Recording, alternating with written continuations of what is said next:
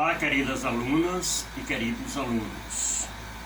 Eu sou o professor João Leandro, de língua portuguesa, e vamos hoje ter mais uma aula de literatura brasileira.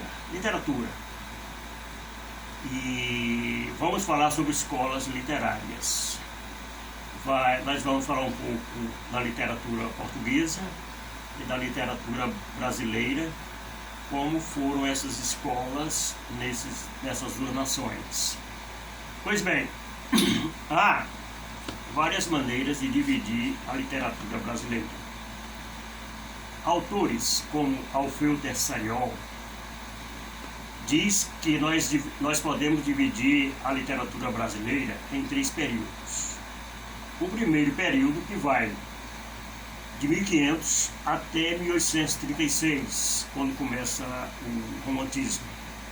E esse período ele classifica como uma literatura feita sob a influência mineira.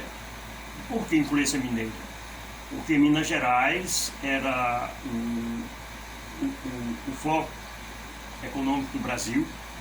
Lá tinha muito ouro, tinha dinheiro, e onde tem dinheiro, onde tem poder econômico, é aí que as coisas acontecem. Em tudo, na literatura, na música, nas artes, em tudo. Então, esse seria o primeiro período. O segundo período vai de 1836 até 1922, que ele classifica, o Alfeu Tessariol classifica como um período de formação da literatura brasileira propriamente dita. É uma tentativa de formar uma literatura genuinamente nacional. E vem o terceiro período, que é de 1922 até os dias de hoje, que ele classifica como a literatura brasileira própria, autêntica. Essa é uma das divisões. Há autores mais exigentes que classificam a literatura brasileira como tendo duas partes apenas, 2 etapas. Uma vai de 1500 até 1922, que ele acha que é uma literatura que ainda estava em formação.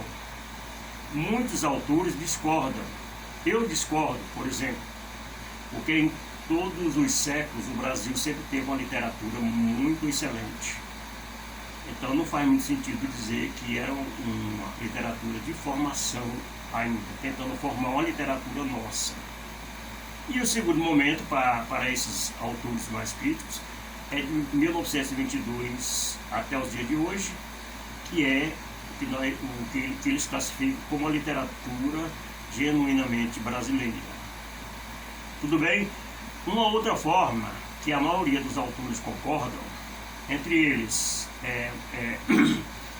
William Cereja, José de Nicola, o próprio Alfeu Tessariol, o Antônio Cândido, etc., que é uma divisão por escolas literárias. Eu acho que essa é a divisão mais acertada e a mais eficiente para quem vai fazer o Enem, vai fazer vestibulares. É a divisão da literatura brasileira e portuguesa, a literatura portuguesa e brasileira, por escolas literárias. Essas escolas literárias aconteceram no mundo inteiro, mas interessa para nós a literatura portuguesa e brasileira. Vamos ao quadro? Pois bem, garotada do bem, galerinha do bem, aqui nós temos a nossa divisão literária em Portugal e no Brasil. Escolas literárias, Portugal, Brasil. Imagine que aqui é a linha do tempo. Imagine que aqui é a linha do tempo. Aqui nós estamos em Portugal, aqui nós estamos no Brasil. Pois bem, a literatura portuguesa começa nessa data aqui, 1189 ou 1198. Não é uma data fechada, exata. Olha, a literatura ela é muito cheia de datas. Por que essas datas, de tanto a tanto? Cada uma dessas datas acontece alguma coisa importante na história. Sempre que acontece alguma coisa importante na história, a literatura registra. E aí começa um novo estilo literário a partir dessa data. Ok? Pois bem, dessa data 1189 até essa data 1434, acontece um movimento chamado de trovadorismo. Ok? Por que essa data? Por que essa data? Essa data aqui, exatamente, surge aqui Portugal do mundo. Portugal surge no planeta exatamente em 1189. Entendam, até essa data, Portugal fazia parte da Espanha.